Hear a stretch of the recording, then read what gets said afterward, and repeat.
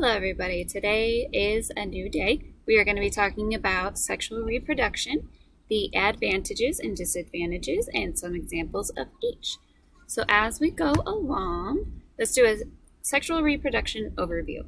So sexual reproduction is when a fertilization of two gametes, which are the sperm and the egg, fuse together and pretty much make a human or an organism. And they undergo the process of meiosis. Actually, meiosis is the first thing that they have to go through, which is the cell division and reducing the number of chromosomes. The chromosomes are 46, I believe, and they want the sperm and the egg to be at 23. So meiosis is a lot different, not a lot different, it's different from mitosis. Meiosis goes through two forms of cell division to reduce the number and form 4 haploid cells at the end. So these are the two processes. It's a little bit of an overview of what the process is for both of them. And that's what pretty much I was talking about just recently. The meiosis is actually the first one, so I probably should have switched those. The meiosis produces 4 haploid cells, and then the sperm and the egg. And the process of meiosis is to create the sperm and the egg for fertilization, which comes together from 2 different organisms. And these are some examples of what fertilization requires. So on the left side, you can see the sperm cells. On the right side, you can see the egg. These are single structures. And then in the middle, you can see how they come together. Only one sperm and 1 egg can form, so it's kind of like a competition, whoever gets there first kind of a thing. And then this is a little bit more of meiosis and what it looks like and how it works. And if you look at the diagram that I have, you can see the whole process for meiosis 1, which kind of has the same phases as mitosis, but a little different. Meiosis 2, the second phase, is actually a lot like mitosis with the cell division. And at the end, the ending result is the 4 haploid cells, or the gametes. All right, so now we are going to get into talking about the advantages of sexual reproduction. So there's kind of a lot of advantages. Like the first one many people think of is the genetic diversity. Like all the genetics in each gene can be different. Every human, every organism, different mates, different possibilities, which actually help for natural selection, and it helps it move it forward, and it can actually help them develop and thrive through natural selection. Through the genetic variety, it can actually build immunity to some dangerous substances. It can build, with the proper genetics transferred or developed, we can actually change to adapt to the environment.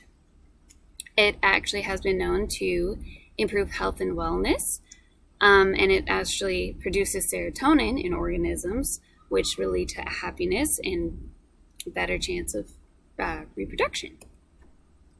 So these are some of the organisms that I found that actually have been super successful with sexual reproduction. So rabbits, I know there's that really bad saying, but don't think of that saying. Rabbits can produce quite effectively and very quickly, as do spiders, any kind of spiders. As you can see in the picture, there's a mother spider carrying probably hundreds of baby spiders on her back. And then you have the seahorses, which actually the male is the one that reproduces. And when he finally, I guess, gives birth, that they actually spew out 50 to 100, probably more, just at one time. So these organisms have that advantage of sexual reproduction where they can produce efficiently and quickly. All right, on to the disadvantages of sexual reproduction. Fertilization and pregnancies can take a very long time. The example, which is my mother's favorite, are elephants. Elephants can actually stay pregnant for up to 2 years, which is a very slow process of sexual reproduction. There is no certainty that when sexual reproduction happens, that it'll be effective, that it'll actually work. I know there's a lot of humans, unfortunately, that are infertile, which they cannot reproduce at all. Finding partners can be difficult. There's a lot of populations that are struggling and going down, and they can't reproduce because they're either endangered or they're isolated, like the island fox that I was talking about earlier in the discussion. And the amount of offspring produced, it's significantly lower than the asexual reproduction, which unfortunately it takes some time, and there's obviously health risks, and sexual reproduction can actually include death depending on the organism and what's going on inside of them.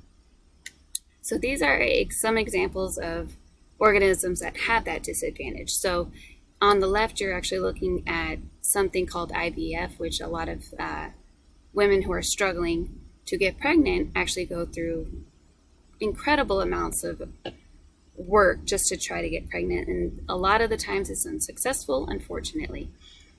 The middle is the elephant, obviously, and seeing that baby, it's amazing and great, but it also takes an enormous amount of time for that to happen. And then on the right side, you have the island fox, which I talked about earlier in the discussion, where they're pretty isolated and they have a very low genetic variety because they don't reproduce, and they inbreed, which creates the same genetic variety, so it doesn't do a whole lot. Now if I were to choose if I were to choose sexual reproduction or asexual reproduction, I would actually choose sexual reproduction, mostly because it helps us to adapt to the ever-changing environment. And with everything going on in the world right now, that is the most important thing, is being able to adapt to all of the changes that are happening in this environment. And this is one, you see the differences between asexual and sexual reproduction. So asexual is pretty much just itself replicating. There's budding, there's fragmentation, where they kind of just break, like a starfish will break off a part of itself and then it'll just regrow. And those are the two. This is my presentation about the sexual reproduction and how it pretty much makes the world go round. Asexual reproduction is great. However, it doesn't help for evolving or natural selection. Thank you.